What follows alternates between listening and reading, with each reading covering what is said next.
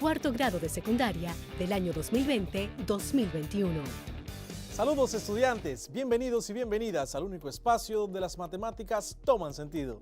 Soy tu profesor Alexander García, esto es cuarto de secundaria. El día de hoy vamos a continuar aprendiendo más acerca de las particiones de la esfera. Hoy aprenderás sobre el sector esférico. Quédate hasta el final porque te mostraré cómo hacías uso de la esfera para divertirte cuando eras niño, al fabricar un carrito de caja de bolas. ¿Estás preparado? Iniciemos. En la clase anterior aprendiste a identificar particiones de la esfera, dentro de las cuales estaban el uso y la cuña esféricos. ¿Recuerdan ustedes qué otro elemento de la esfera identificamos? Claro que sí, también identificamos el segmento esférico. En la clase de hoy vamos a conocer otras particiones de la esfera. En este caso es el sector esférico. Sector esférico. Un sector esférico es una porción de una esfera definida por un límite cónico con ápice o vértice en el centro de la esfera. Se genera al girar un sector circular alrededor de un eje que pasa por el centro de la esfera. Consideraremos dos casos. Número 1. El eje de rotación coincide con un radio exterior del sector circular. El sector esférico resultante está formado por la superficie lateral de un cono recto con vértice en el centro de la esfera y cerrada por un casquete esférico del mismo radio que el de la base del cono. Número 2. El eje de rotación pasa por el vértice, pero no pasa por dentro del sector circular. Al igual que en el caso anterior, llamamos H a la proyección de la línea curva del sector circular sobre el cual gira el eje de rotación. El área de la superficie curva del sector esférico en la superficie de la esfera, excluyendo la superficie del cono, se calcula con la siguiente fórmula.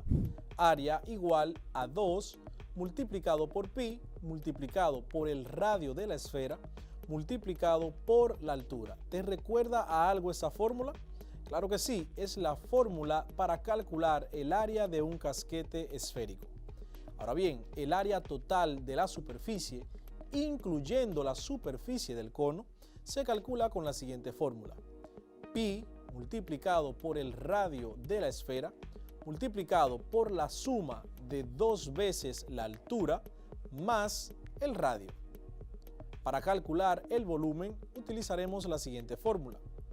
Volumen igual a 2 multiplicado por pi multiplicado por el radio de la esfera elevado al cuadrado multiplicado por la altura del casquete, todo esto dividido entre 3. ¿Qué te parece si ahora realizamos algunos ejercicios prácticos donde calcularemos el área total y el volumen de un sector esférico? Tenemos la siguiente situación. Nos piden que calculemos el área y el volumen de un sector esférico perteneciente a una esfera cuyo radio mide 3 centímetros. Se ha engendrado al girar un sector circular sobre su propio eje, también de radio 3 centímetros, sobre uno de sus lados rectos. La altura del casquete esférico que le corresponde es aproximadamente de 1 centímetro.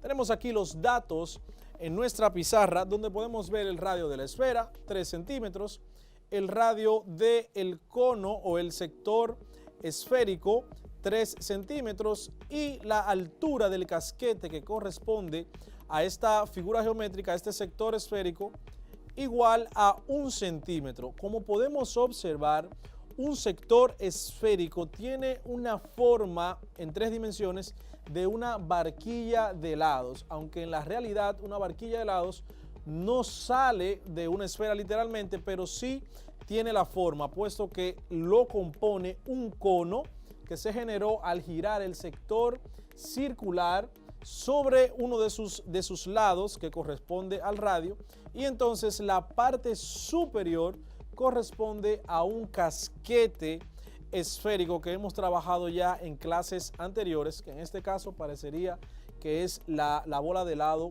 allí que le ponen en la heladería. Entonces nos piden en este caso calcular el área total y el volumen de este sector esférico. Entonces, primero que todo, el área será igual a pi multiplicado por el radio de la esfera, representado por la R mayúscula, pi multiplicado por 3 centímetros, que es el radio de la esfera, multiplicado por 2 por la altura, que es igual a 1 centímetro, más el radio del círculo que compone, de la circunferencia que compone el cono que es perteneciente o es parte de nuestro sector esférico. Entonces, el área será igual a pi multiplicado por 3, pi multiplicado por 3, que nos da un total. Recuerden que pueden usar su calculadora científica para tener la mayor cantidad de decimales posibles de pi y ser más exactos en el resultado. Pi multiplicado por 3 es igual a 9.42 centímetros, multiplicado por 2 por 1, eso es 2, más 3, eso es igual a 5 centímetros. El área de nuestro sector esférico será igual a 9.42 multiplicado 9.42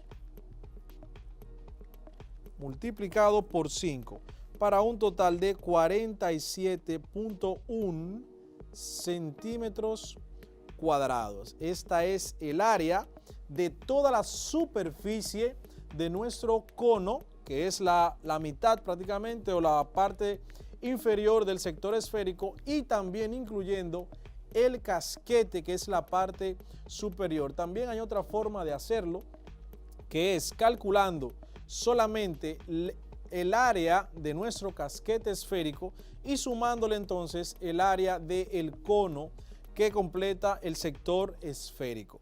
De inmediato hacemos el volumen. El volumen será igual a 2 multiplicado por pi multiplicado por el radio de la esfera, 3 centímetros, elevado al cuadrado, multiplicado por la altura, que es igual a 1 centímetro. Todo esto dividido entre 3. El volumen será igual a 2 por pi, 2 multiplicado por pi, que eso es igual a 6.28, multiplicado por 3 elevado al cuadrado, eso son 9 centímetros cuadrados, multiplicado por 1 centímetro, que representa la altura, y todo esto dividido entre 3. El volumen será igual 6.28 multiplicado por 9 multiplicado por 1, que dará el mismo resultado, 56.55 centímetros cúbicos dividido entre 3. El volumen final de nuestro sector esférico será igual a dividir 56.55 entre 3. Tendremos un volumen total de 18.85 centímetros cúbicos. 18.85 centímetros cúbicos. Así de fácil, así de sencillo es calcular este tipo de ejercicios, volumen y área de un sector esférico. Repetimos, para el área total, incluyendo el casquete y el cono que componen el sector esférico, multiplicamos pi por el radio de la esfera por 2 veces la altura más el radio de la circunferencia que compone la parte del cono. Y para el volumen, 2 multiplicado por pi, multiplicado por el radio de la esfera elevado al cuadrado, multiplicado por la altura, y todo esto dividido entre 3. ¿Quién nunca ha tenido un carro de caja de bolas? ¿Sabías que sin la geometría y las propiedades que tiene la esfera, no habrían sido posibles tantas horas de diversión en estos juguetes de fabricación casera? Presta atención a la siguiente cápsula y sabrás el por qué. Tal vez no te hayas parado a pensar en ello, pero los rodamientos, esos objetos mecánicos con 2 cilindros y una corona de bolas que se utilizan para facilitar el movimiento de los objetos, están por todos lados. Desde tablas de skateboard, microondas, lavadoras, hasta ordenadores, aviones, trenes y automóviles. La utilidad de estos pequeños mecanismos los hace imprescindibles en casi todo tipo de industrias. Hemos recopilado una serie de hechos curiosos sobre ellos que no puedes perderte. El telescopio Hubble y los satélites meteorológicos cuentan con rodamientos en sus estructuras. También los tiene el Mars Space Rover, uno de los robots de la NASA, destinados a explorar Marte. En la construcción de las pirámides de Egipto, que cuentan con más de 4.000 años de antigüedad, se utilizaron formas arcaicas de rodamientos para transportar los gigantescos bloques de piedra. El rodamiento de rodillos se inventó en Estados Unidos en 1898. Ya en los inicios del siglo XX, se inventó en Alemania el rodamiento de bolas de 1 y 2 filas. Suecia fue también un país clave en el desarrollo de estos objetos. En 1907, el ingeniero mecánico sueco Sieben Winskins inventó el rodamiento de bolas esférico. La creación de los primeros rodamientos de la historia se atribuyen a un genio, Leonardo da Vinci.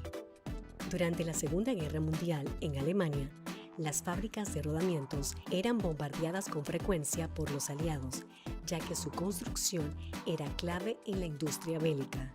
Si sumergías un rodamiento en acetona, se empezaría a oxidar en el mismo momento en que tocara tu piel. Se han encontrado lo que parecen ser modelos primigenios de rodamientos fabricados en madera en los restos de antiguos barcos romanos. La primera patente de un rodamiento para bicicletas la presentó el mecánico francés Jules Soudiray en agosto de 1869. Poco tiempo después, en noviembre de 1869, James Moore ganó la primera carrera de bicicletas de la historia, la París-Rouen. Moore ganó el certamen gracias a los rodamientos utilizados en su bicicleta. Los rodamientos, al igual que otros elementos industriales, seguirán evolucionando con los tiempos y adaptándose a las necesidades de la ingeniería de su época. ¿Veremos algún día rodamientos en estructuras humanas en Marte? Interesante, ¿verdad? Así termina la clase del día de hoy. Espero que hayas aprendido bastante y puedas aplicar estos conocimientos en tu vida cotidiana. No olvides seguir ampliando mucho más con tu maestro tutor. Gracias por seguir aprendiendo desde casa y preservando tu salud. Desde el único espacio donde las matemáticas toman sentido, estuvo con ustedes su profesor Alexander García. Hasta la próxima. Cuarto grado de secundaria del año 2020-2021.